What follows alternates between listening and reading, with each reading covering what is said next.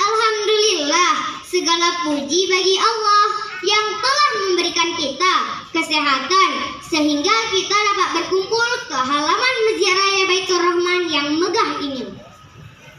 Salawat bermahkotakan salam selalu terlimpah curahkan ke baginda besar Nabi Muhammad SAW. Yang terhormat Dewan Juri Lomba Cerita Islami, ayah bunda dan teman-teman yang telah berhadir pada hari ini. Alhamdulillah, kali ini saya Aisyah Nuha Zahira akan bercerita kisah Nabi Nuh alaihissalam dan kapal besarnya. Pada masa kenabian Nabi Nuh alaihissalam, orang-orang gemar membuat patung untuk mengenang nenek moyang yang telah meninggal. Waktu terus berlalu, patung-patung tersebut sudah terkenal ke berbagai penjuru. Hingga pada suatu hari, iblis berbisik ke telinga umat Nabi Nuh. Kata iblis, "Hei manusia, patung arwah nenek moyang kalian itu dapat memberi kekayaan, kekuatan, dan semua yang kalian minta akan dikabulkan.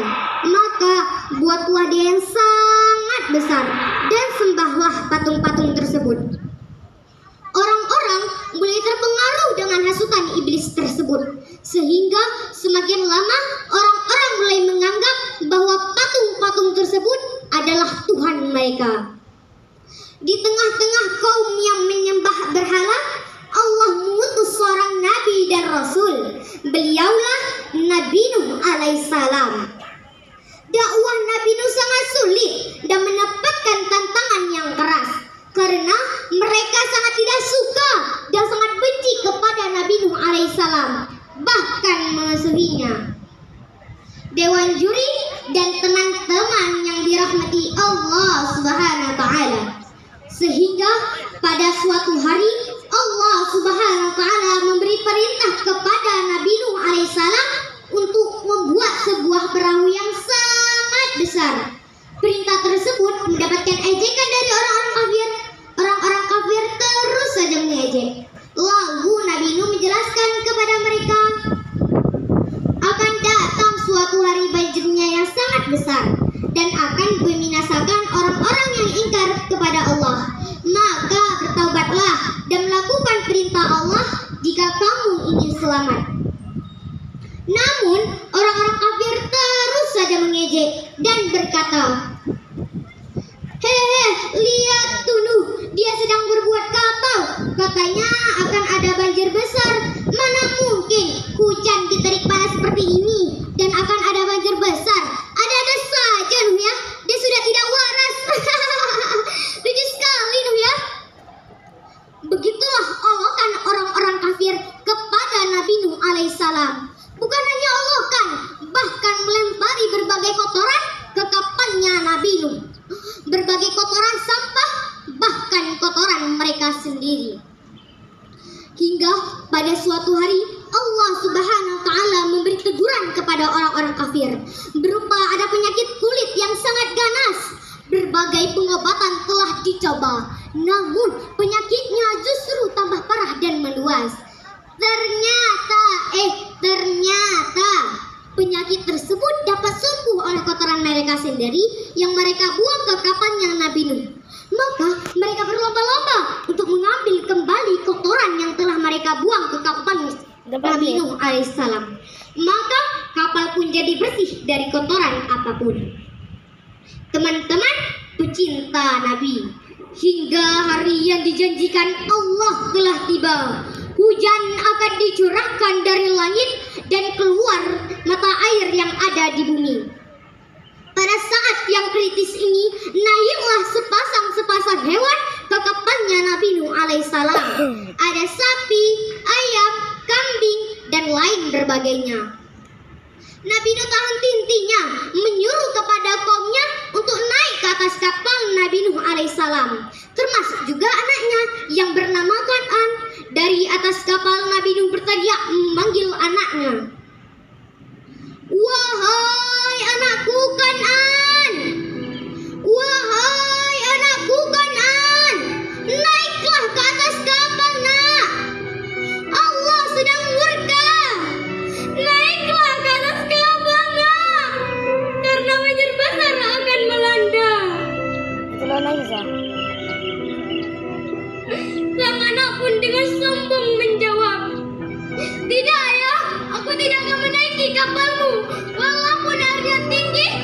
menaiki bukit-bukit dan gunung-gunung yang lebih tinggi.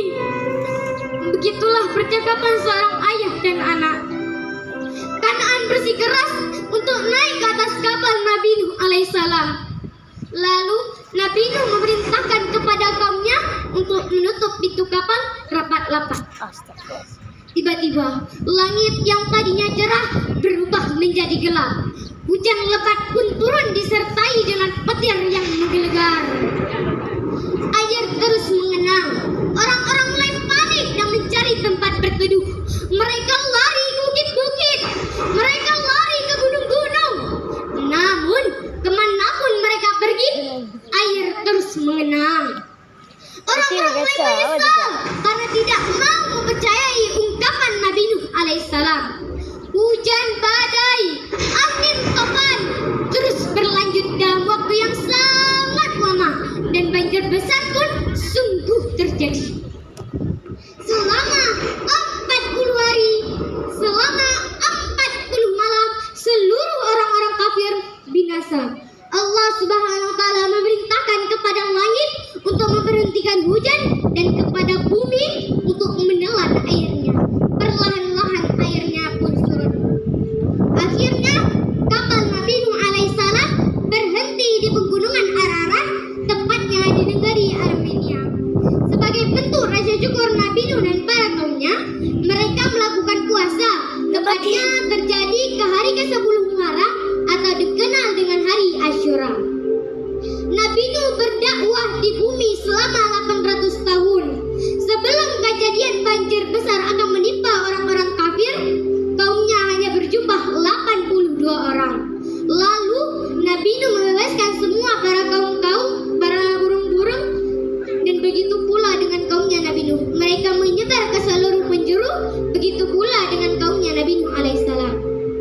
Cukup sekian cerita Zahira, semoga bermanfaat dan menjadi inspirasi dalam kebaikan. Wassalamualaikum